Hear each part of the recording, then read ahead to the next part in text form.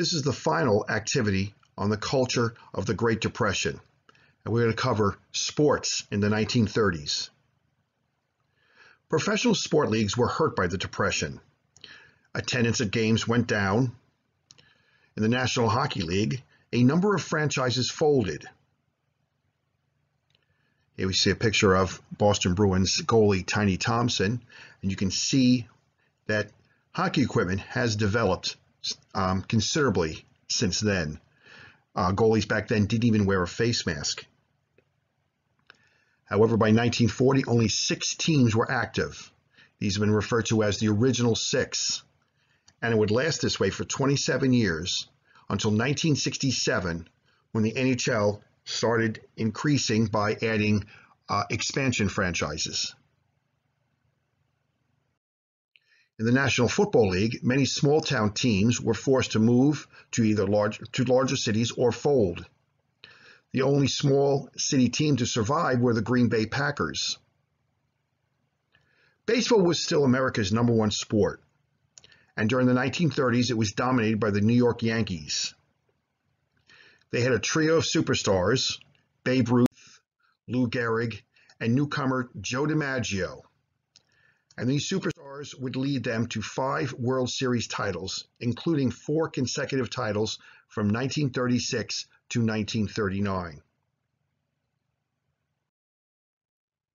Now, sports in the 1930s was not as dominated by individual superstars like it was in the 1920s, but there were exceptions. 2 major events electrified the country as they pitted America against Nazism. Ironically, both athletes were African Americans.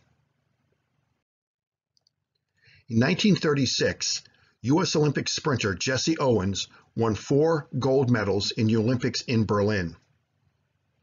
Hitler and the Nazis wanted to use the Berlin Olympics to demonstrate the superiority of German athletes, the so-called master race. They were shocked when Owens won the 4 gold medals in sprint and long jump.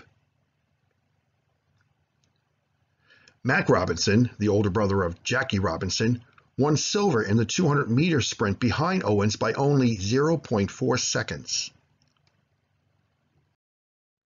In 1938, American boxing champion Joe Louis knocked out the German defending world heavyweight champion Max Schmeling in a fight that lasted only 2 minutes and 4 seconds.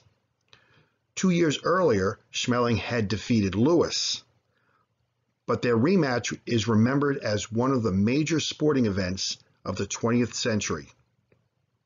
It was held in Yankee Stadium before a crowd of over 70,000 and was broadcast by radio to millions of listeners around the world. Before the fight, the Nazis issued statements that a black man could not defeat Schmeling. Here we see a couple photographs from the fight showing Joe Louis pummeling Max Schmeling and ultimately knocking him down. Louis became a hero to all America. Never before had white Americans embraced a black man as their representative to the world, one sports writer wrote. Here we see a cartoon of Max Schmeling returning home, his jaw all swollen. He's also wearing a Nazi armband, which was kind of ironic, and I'll explain that later. Joe Louis was born in Alabama and grew up there, but at the age of 12, his family moved north to Detroit, where he spent the rest of his life. Now, after his death, Detroit honored Louis by naming their major sports arena after him, and then later erecting a memorial to him, showing his right fist suspended. It's a 24-foot long arm and fist, representing the power of his punch, both inside and outside the ring. Now, Max Schmeling, who he fought in the fight, was never a Nazi.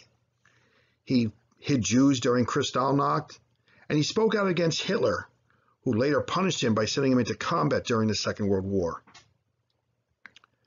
Louis and Schmeling became lifelong friends after the war.